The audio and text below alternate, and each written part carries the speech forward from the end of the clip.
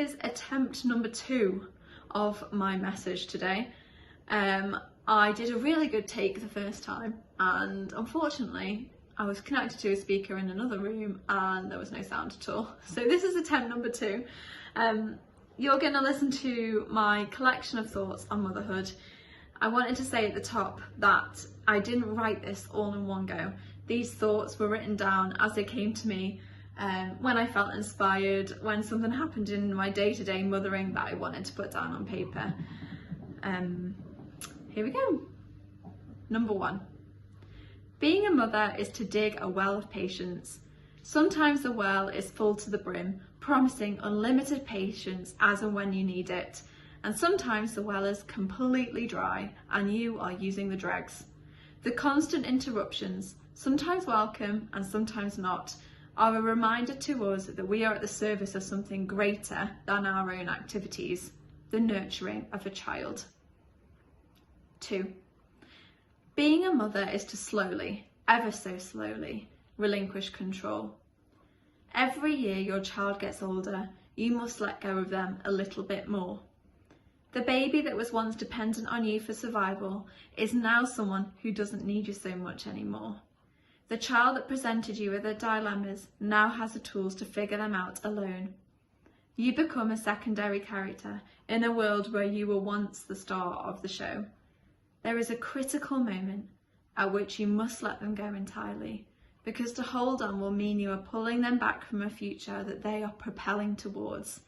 And if you manage to let go at just the right time and in just the right way, they will come back to you, different, developed, grown up, a friend. 3. Mother is a lifelong identity. You do not stop being a mother when your child is no longer with you. The child you lost made you a mother. They imprinted mother onto your soul and it will never leave you. 4. Being a mother is to be on high alert. It is to anticipate pain before it happens, plan for events which might never occur, find solutions to problems before they arise. The world's problems are now your problems. What if it was your child starving? What if it is your child living in the midst of war? You must live in the present and the future. 5. Being a mother, oh gosh, I've just had a horrible feeling that I'm still connected to the speaker. Be right back.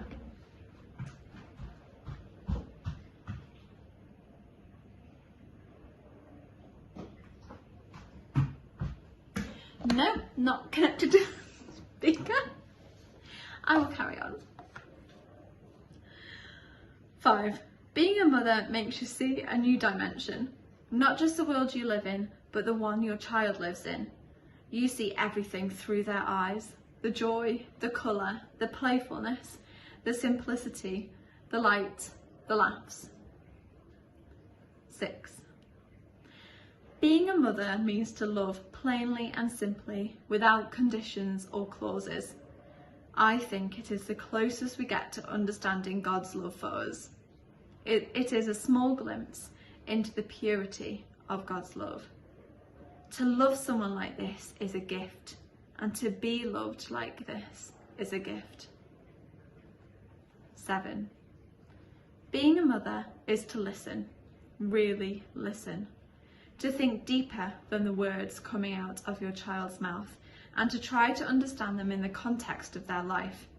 It is deciding what battles to fight for them and which to stand by and watch, when to pick them up and when to let them pick themselves up. It is to be continuously interested in the little, seemingly meaningless problems to guarantee that your child brings the big problems to you as well. 8. Being a mother is to accept the help of your child, and maybe even your grandchildren. It is to understand that the roles have rebalanced, and they can now repay your love.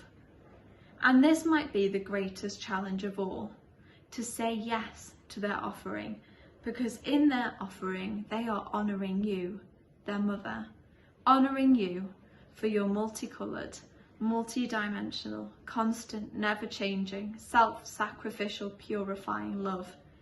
It is at this point that you complete the circle of love and say, yes, yes, my child, I will let you honour me. 9. Being a mother is to have a mirror held up to you which shows not your reflection, but your strengths and weaknesses. This mirror never leaves, but the image shone back at you changes as your child grows. Everything you poured into your child in their formative years has combined with their personality to grow an adult. Sometimes your adult child will need to undo and relearn the lessons you once taught them, and other lessons will set the sure foundation of their life. 10. Being a mother is also to reflect on your own mum, to see her through a lens of understanding and grace, and the realisation that, quite unfathomably, your mum is a human too. 11. Being a mother is to experience being human at its fullest. It is to accept God's gift of life and live it, all the highs and lows, the nearness and the far away. It is to dig into the deepest part of yourself and discover what is possible. It is to understand where love comes from and how to sustain it. It is an unexplainable experience of self-sacrifice, absolute joy, and sometimes the searing pain of loss. It is a solo role which cannot be done solo. The mother must have the supportive community to survive the journey. Motherhood is the most natural thing in the world, yet demands all of your energy. You must be completely selfless while always thinking about yourself. Being a mother is a lot of everything, but most of all, it is a lot of love from a source that never, ever dries up, and the source is God. John chapter 4 says, "We love because he first loved us." To understand maternal love is to understand the love of God. I will finish by encouraging you to thank God for your own mums, to pray for mothers of adult children, mothers of teenagers, mothers of children and mothers of babies, for mothers who do know God and mothers who don't. And if you are visiting your mum today, or being visited by your children, or maybe just thinking about your mum if she is no longer with us, then take a moment to reflect on the sacrifice of motherhood and praise God for the life-giving, everlasting source of love that he gives us freely.